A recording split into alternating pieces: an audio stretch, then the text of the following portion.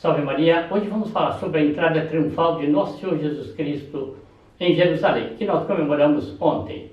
O padre Luiz Claude Filion, no seu livro Jesus Cristo segundo os Evangelhos, ele nos dá alguns dados muito interessantes que convém focalizar aqui. Em primeiro lugar, ele acentua: Nosso Senhor Jesus Cristo, antes da paixão, precisava tornar claro que ele era o Rei Messias. Então, a entrada triunfal em Jerusalém foi pensada, foi planejada, foi calculada, em função, inclusive, dos partidos que dominavam a Palestina, dominavam a Judéia.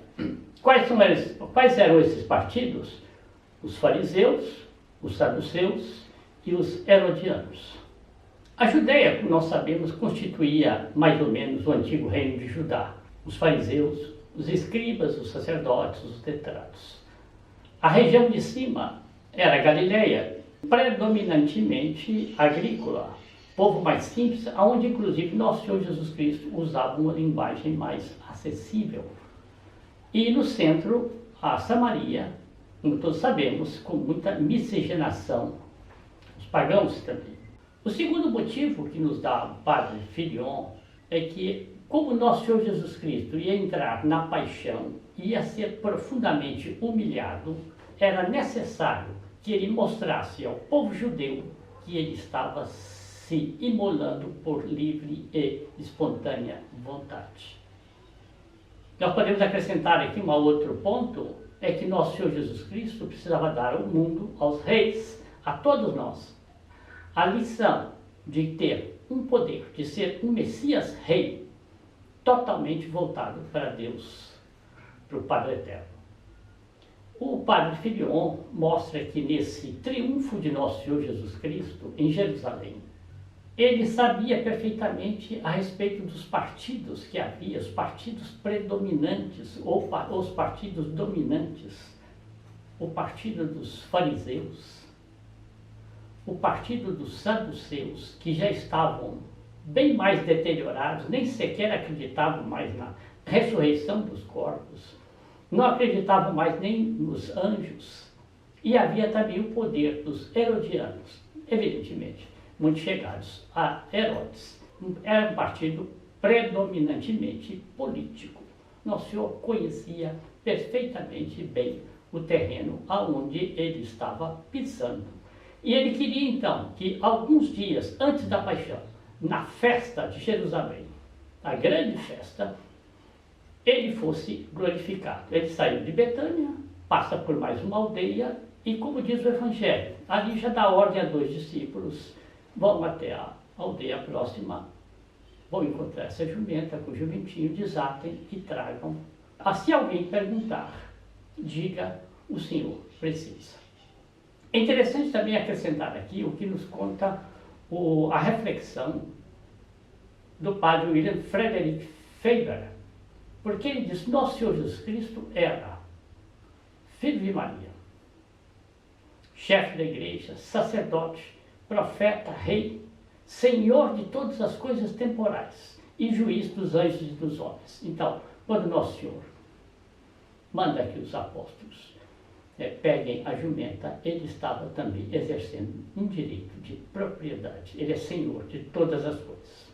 Nós sabemos também pelo Evangelho que esta entrada triunfal de Nosso Senhor Jesus Cristo havia sido preparada pelo precursor, por São João Batista. São João Batista, que veio, segundo o profeta Isaías, para aplainar os caminhos do Senhor, preencher os vales, aplainar os montes, orgulho e sensualidade. São João Batista, que convidava à penitência, e o padre Filion explica isso. Esse convite à penitência é o convite à mudança de vida, é a metanoia, a mudança de vida. São João Batista também é aquele que desmascara a estrutura judaica. O que quer dizer isso? É que com o correr do tempo, os fariseus e tinham cada vez mais sobrecarregado a lei. Nosso Senhor vai falar isso, né? Vós cobrais o imposto do cominho, da hortelã, do coentro, e esqueceis os preceitos mais altos da lei. Nosso Senhor precisava desmascarar aquela estrutura judaica que já não mais procurava o Messias Redentor.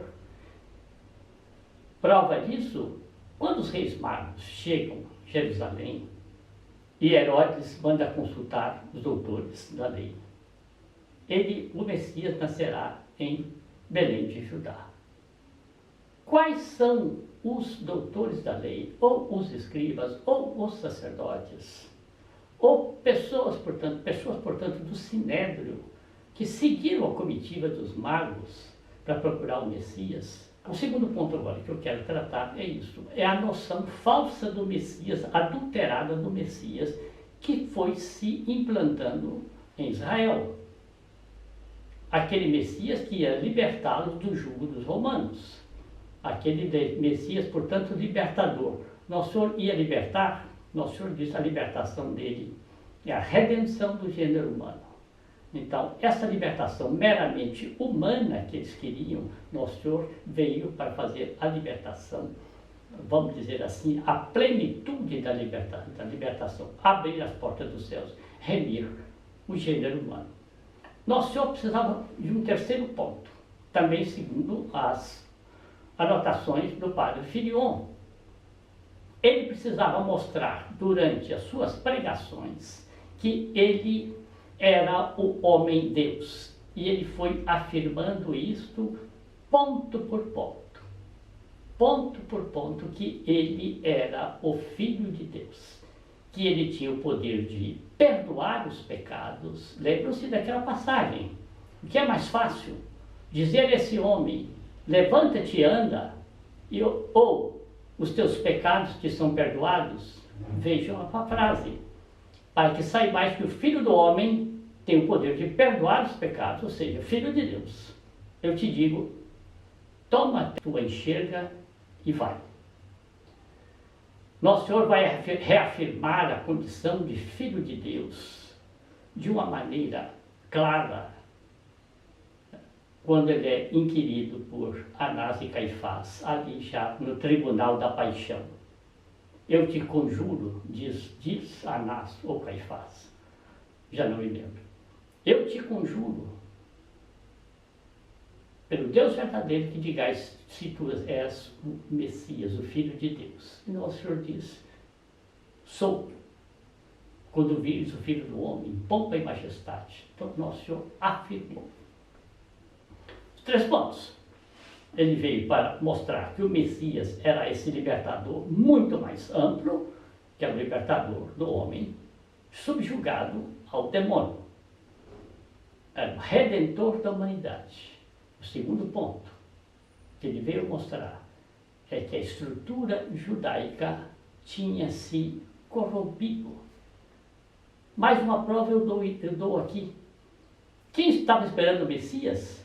Nossa Senhora, São José, Simeão, Ana, os pais de São João Batista, mas alguns outros.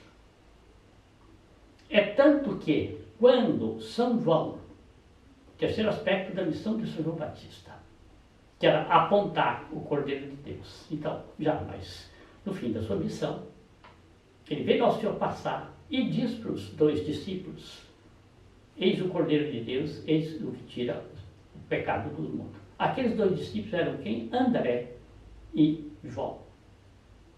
E a partir daquela hora, André e João começaram a seguir o Messias. E foram logo avisar a Pedro e a Tiago.